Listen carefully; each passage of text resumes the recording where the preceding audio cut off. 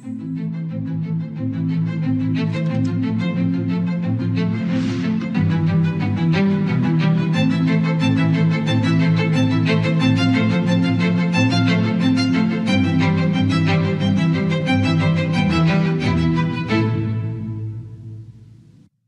प्यारे देशवासियों, नमस्कार।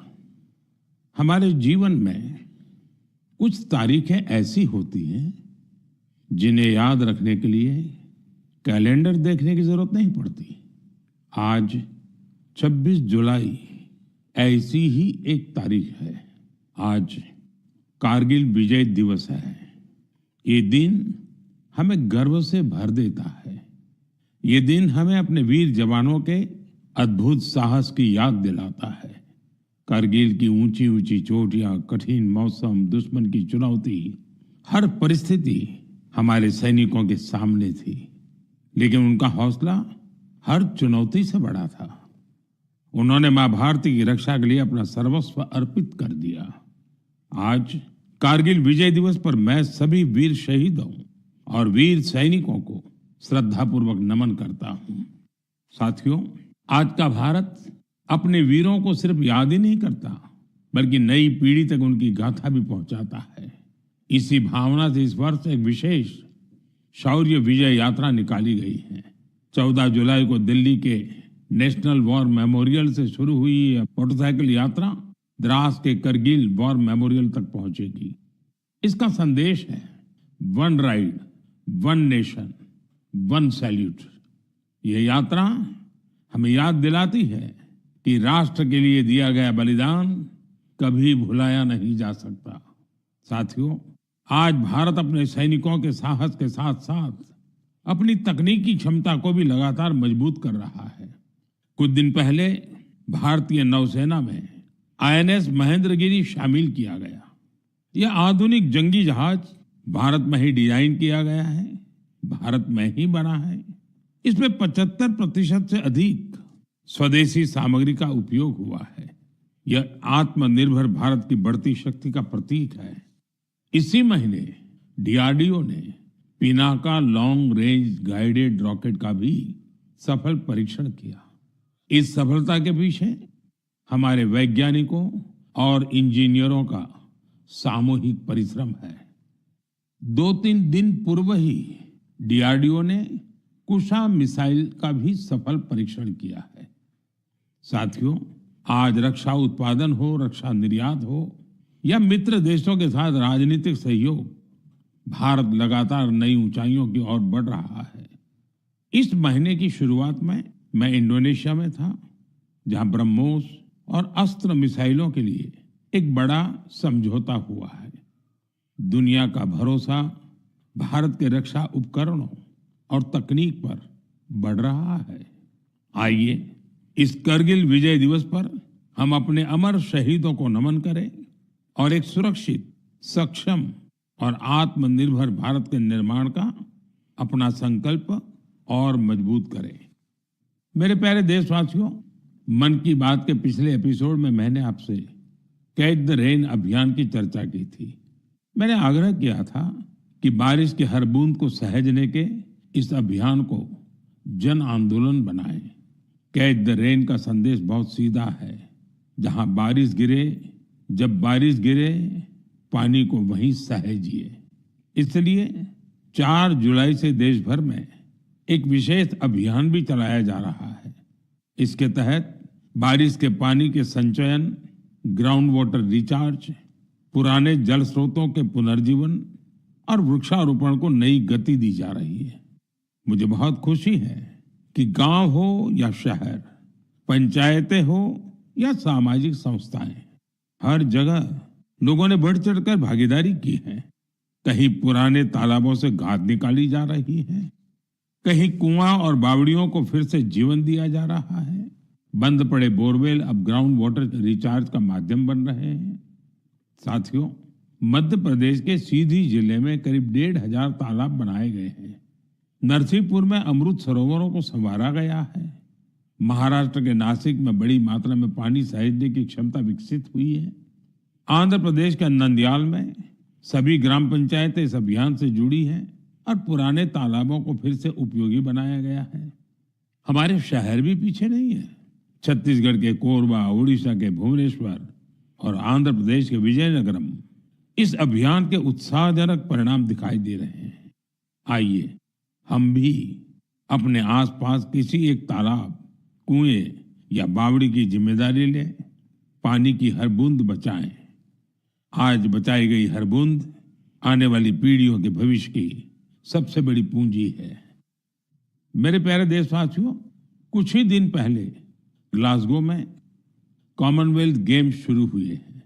हर देशवासी भारतीय दल को निरंतर अपनी शुभकामनाएं दे रहा है।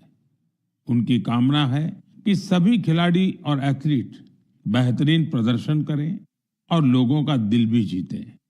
साथियों, हमारे युवाओं ने हाल के दिनों में स्पोर्ट्स में कई शानदार उपलब्धियां हासिल की हैं। पीवी सिंधु बैडमिंटन में जापान ओपन का खिताब जीतने वाली पहली भारतीय बन गई हैं। उनकी इस उपलब्धि पर पूरे देश को गर्व है। भारतीय महिला क्रिकेट टीम ने भी लंदन में लॉर्ड्स स्टेडियम में अपना पहला टेस्ट मैच जीता है। यह एक ऐतिहासिक जीत है। हमारी टीम ने 270 रनों के बड़े अंतर से यह मुकाबला जीता। लेकिन बात सिर्फ इतनी सी नहीं है। लॉर्ड्स के लंबे इतिहास में यह महिलाओं की टीम का पहला टेस्ट मैच था। 1983 में इसी मैदान पर भारत ने अपना पहला क्रिकेट विश्व कप जीता था। अब हमारी नारी शक्ति ने यहाँ देश का नाम रोशन किया है। साथियों, कुछ छोटे प्रयास ऐसे भी होते हैं जो बहुत मायने रखते हैं। मुझे केरलम में एर्नाकुलम के साउथ चित्तूर में स्पोर्ट्स के ऐसे ही एक प्रयास के बारे में पता चला है। वहां के एक स्कूल में संस्कृत क्लब है। यहाँ के टीचर अभिलाष जी बड़े अनूठे तरीके से संस्कृत को लोकप्रिय बना रहे हैं। इस प्रोजेक्ट को अक्षर कंदुक नाम दिया गया है। इसमें संस्कृत के अक्षरों को फुटबॉल में इस्तेमाल होने वाले शब्दों से जोड़कर आसान तरीके से समझाया जाता है। इससे सीखने में आनंद मिलता है, साथ ही खेलों से लोगों का जुड़ाव भी बढ़ता है। मेरे प्यारे देशवासियों, पिछले रविवार विक्रम-1 इसके सफल लॉन्च से हर देशवासी गौरव से भरा हुआ है। हम सभी भारतीय स्पेस सेक्टर के इस ऐतिहासिक क्षण के साक्षी बने। ये प्राइवेट सेक्टर द्वारा विकसित भारत का पहला रॉकेट है। हमारे युवा इनोवेटर्स ने वो कर दिखाया जिसकी कल्पना तक मुश्किल थी। उन्होंने गजब की स्किल, पैशन और पेशेंस दिखाया। लंबे समय तक हमारा स्पेस सेक्टर निजी क्षेत्र के लिए बंद रहा था। इस सेक्टर में रुचि रखने वाले काफी युवाओं को अपनी प्रतिभा दिखाने का अवसर नहीं मिल पा रहा था। युवा हित को देखते हुए हमने स्पेस सेक्टर को प्राइवेट सेक्टर के लिए खोला। आज इसका परिणाम दुनिया देख रही है। साथियों, हमारे युवा साथी साइंस में भी भारत का मस्तक ऊंचा कर रहे हैं। साइंस ओलंपियाड्स दुनिया के सबसे महत्वपूर्ण कंपटीशन में से एक है। इनमें बड़ी संख्या में स्टूडेंट्स हिस्सा लेते हैं। इस महीने फिजिक्स, केमिस्ट्री, बायोलॉजी और मैथमेटिक्स के ओलंपियाड हुए।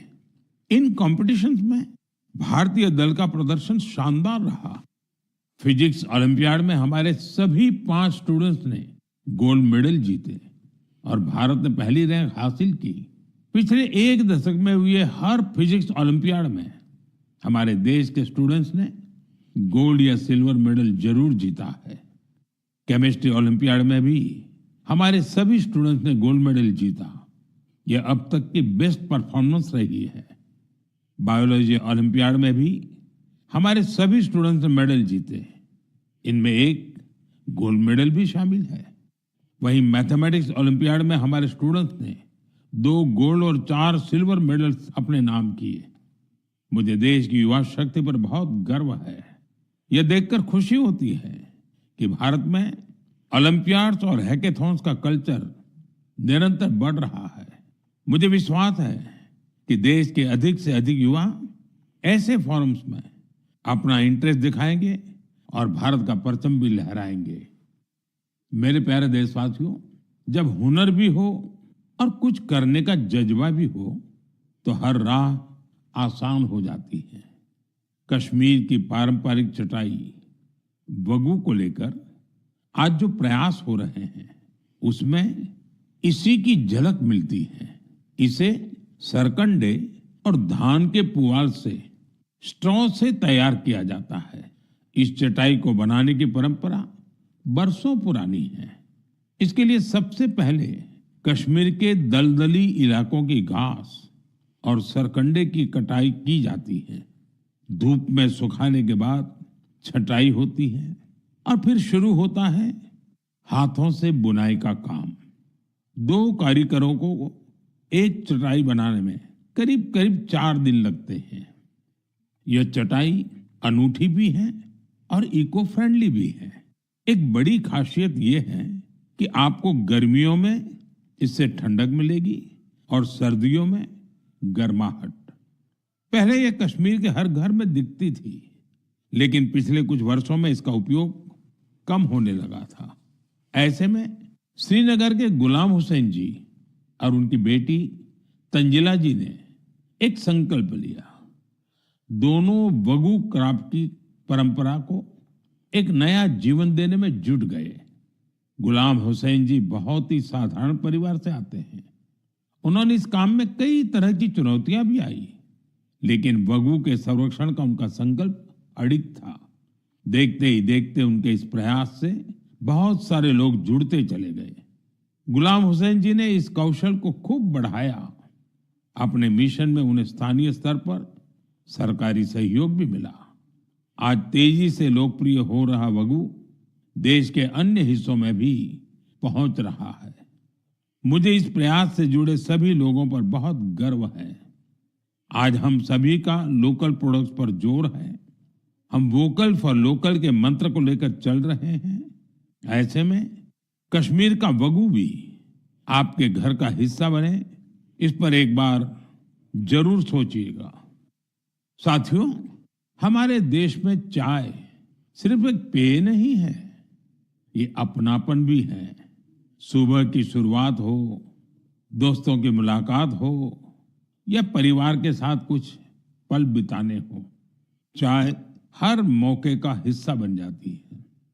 वैसे तो आप भी भली भांति जानते हैं मेरा चाय से रिश्ता क्या है, लेकिन आज मैं जिस चाय की चर्चा कर रहा हूं, उसने सिर्फ स्वाद ही नहीं दिया, बल्कि अनेक बहनों के जीवन में आत्मनिर्भरता की नई खुशबू भी घोल दी है।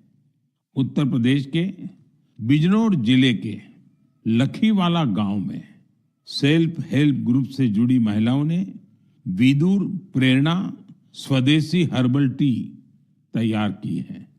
इसमें लेमन ग्रास, गिलोय, मुलेठी, तुलसी, कच्ची हल्दी, दालचीनी, इलायची और सौंफ जैसी प्राकृतिक सामग्रियां शामिल है।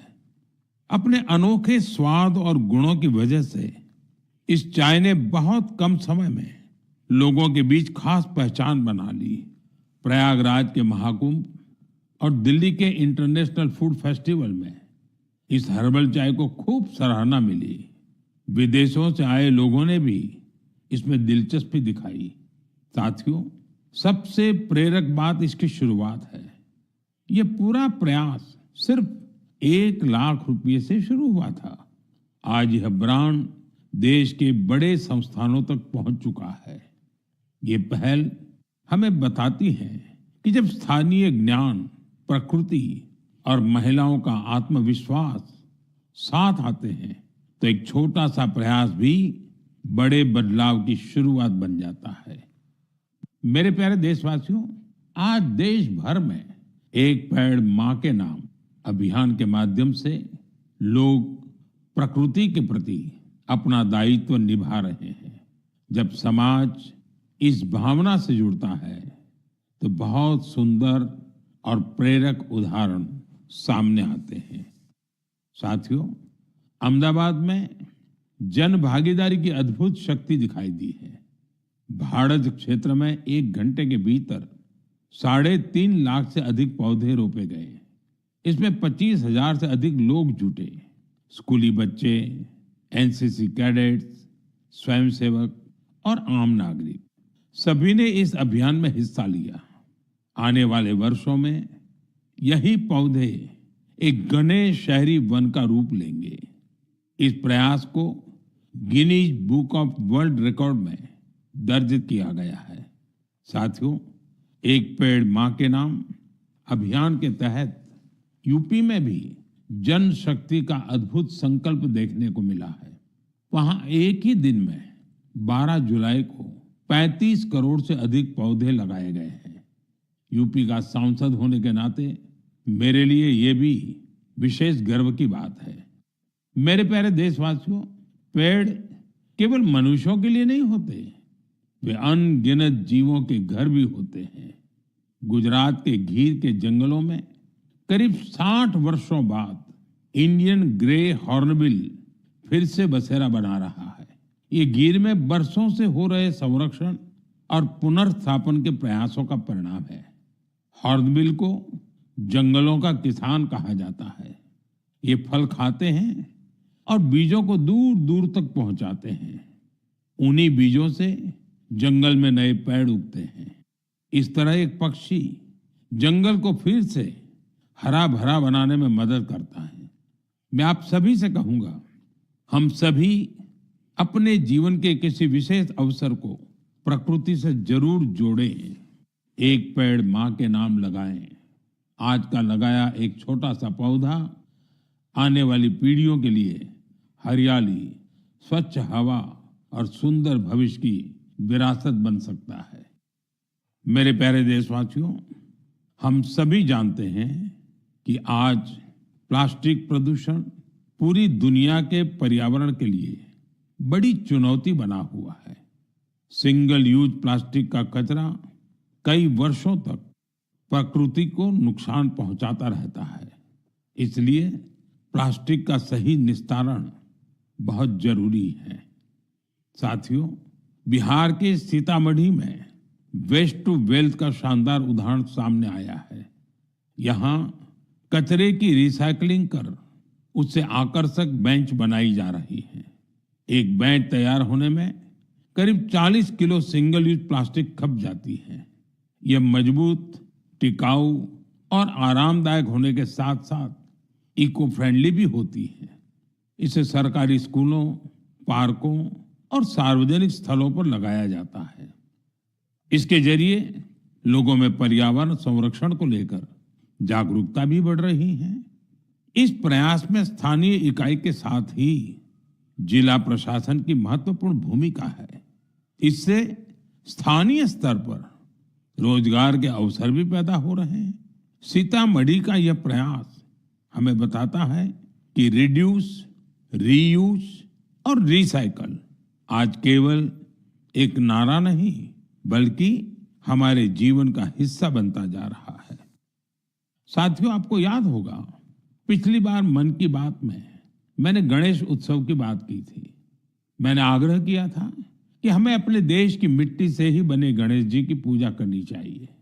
जो पीओपी से बने गणेश जी होते हैं या विदेश से आई गणेश जी की प्रतिमा होती है, उसके बजाय हमें देश की मिट्टी से बने गणेश जी को घर में स्थापित करना चाहिए। इस विषय पर अनेक लोगों ने मुझे संदेश भेजा है और अपने विचार रखे हैं। लोगों ने बताया कि उन्होंने मेरे आग्रह को अपनाया है। उन्होंने स्थानीय मिट्टी से तैयार होने वाले गणेश जी को स्थापित करने का संकल्प लिया है। लोगों ने लिखा है कि मन की बात में पहले इस पर चर्चा हुई, इससे उन्हें सही वक्त पर सही कदम उठाने में मदद मिली। मैं एक बार फिर अपना आग्रह दोहराता हूं, इस बार गणपति पूजा में देश की मिट्टी से बने गणेश जी को अपने घर पर स्थापित करें, उनकी पूजा करें। आपका ये प्रयास भी एक तरह से प्रकृति की ही पूजा होगा। मेरे प्यारे देशवासियों, अब मैं आपको एक ऐसे व्यक्ति के बारे में बताऊंगा जिनके बारे में सुनकर आपको बहुत गर्व होगा।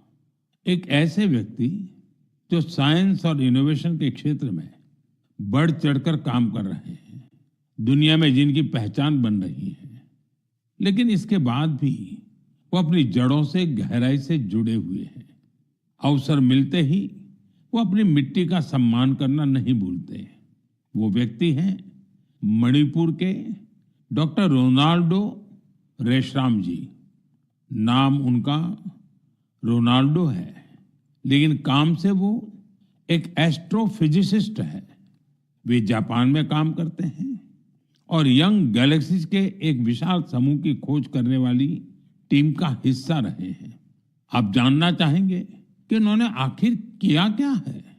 दरअसल उन्होंने इस पूरे समूह का नाम मणिपुर की एक खूबसूरत झील से जोड़कर लोकटक प्रोटो क्लस्टर रखा है। लोकटक ताजे पानी की बहुत बड़ी झील है। लोकटक लेक में तैरती हुई फुमड़ी मिलकर एक अनोखा लैंडस्केप बनाती है। ऐसा लगता है कि विशाल समंदर में छोटे छोटे द्वीप तैर रहे हो। उसी प्रकार यूनिवर्स में ये यंग गैलेक्सीज भी एक विशाल संरचना का निर्माण करती है। आज मणिपुर की लोकटक केवल देश के मैप पर ही नहीं, बल्कि विशाल ब्रह्मांड में भी अपनी चमक बिखेर रही है। यह उपलब्धि हर भारतीय का गौरव बढ़ाने वाली है। इससे हमारे युवा साथियों को सीख मिलती है कि वे अपनी परंपरा से जुड़े रहकर भी नई ऊंचाइयों को छू सकते हैं। ये ऐसी जड़ें हैं जो सितारों की दुनिया को भी जगमगा सकती हैं। मेरे प्यारे देशवासियों, कुछ ही दिनों बाद 7 अगस्त को हमारा देश नेशनल हैंडलूम डे मनाएगा। इस अवसर पर हम अपने बुनकर भाई बहनों के कौशल और उनकी सृजनशीलता का उत्सव मनाते हैं। हमारे ये साथी पीढ़ियों से चली आ रही परंपराओं को आगे बढ़ा रहे हैं।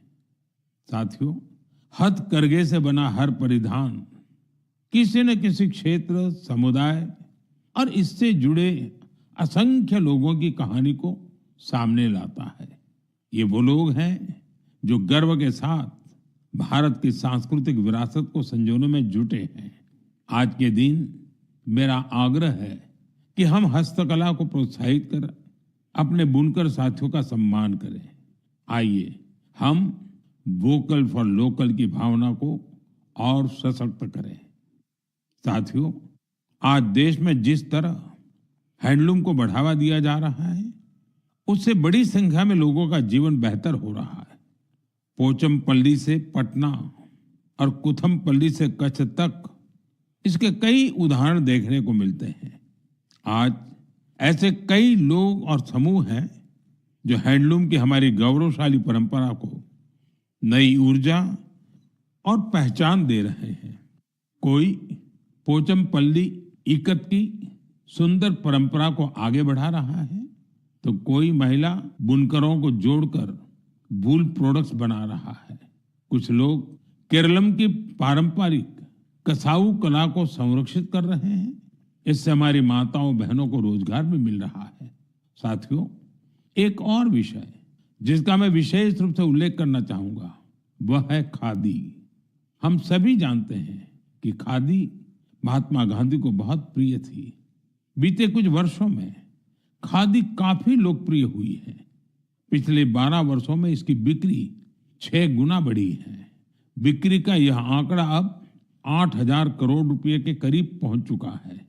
मेरा आप सभी से आग्रह है कि आने वाले त्योहार में खादी का कोई न कोई, हैंडलूम का कोई न कोई, हैंडीक्राफ्ट का कोई न कोई प्रोडक्ट जरूर खरीदें। मेरे प्यारे देशवासियों, अगर आपसे पूछा जाए कि भारत के कितने तरह के म्यूजिकल इंस्ट्रूमेंट्स हैं, तो आप सोच में पड़ जाएंगे। ऐसा इसलिए क्योंकि हमारे यहाँ बहुत से वाद्य यंत्र और उनसे जुड़ी परंपराएं हैं। इसी तरह का एक इंस्ट्रूमेंट है त्रिपुरा का चोंग प्रेंग। यह वहां की ट्राइबल कम्युनिटीज में काफी लोकप्रिय है। बांस से बने इस वाद्य यंत्र में 3 तार होते हैं। इससे निकली धुन बहुत मधुर होती है, जो सरोद से मिलती जुलती है। कुछ वजहों से युवाओं के बीच इसकी लोकप्रियता कम होने लगी थी। ऐसे में सूरज कुमार देव वर्मा जी ने इसे फिर से लोकप्रिय बनाने का संकल्प लिया। आज उनका प्रयास रंग ला रहा है। वे चोंगप्रेंग के साथ ही वहां के अन्य पारंपरिक वाद्य यंत्रों पर भी परफॉर्म करते रहे। Kokborok folk songs, Baul songs, Bengali folk उन्हें खूब भाता है। अब मैं आपको एक छोटी सी क्लिप सुनाना चाहता हूं। इस संगीत को आप कभी भूल नहीं पाएंगे।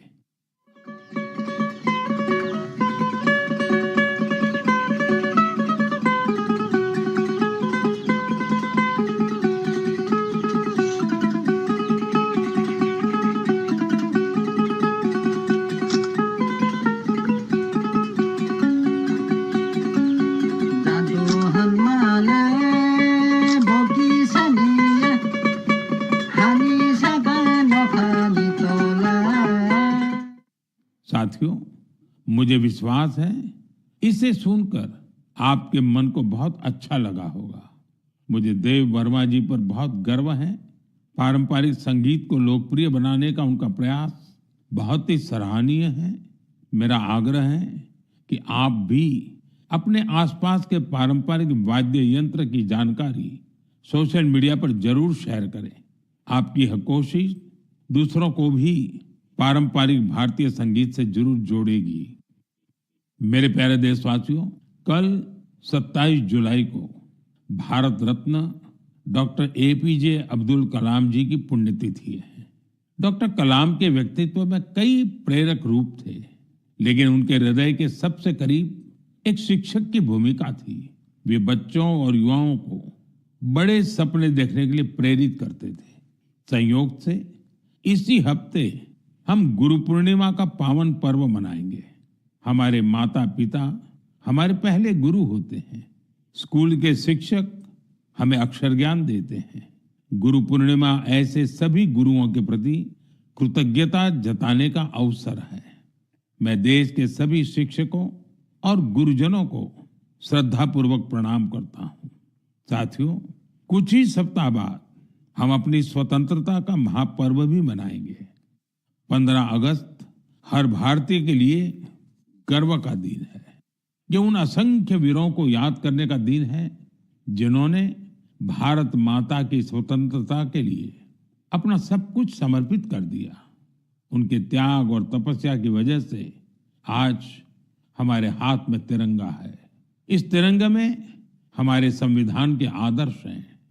साथियों, पिछले कुछ वर्षों में हर घर तिरंगा अभियान ने पूरे देश को एक अद्भुत भावना से जोड़ा है।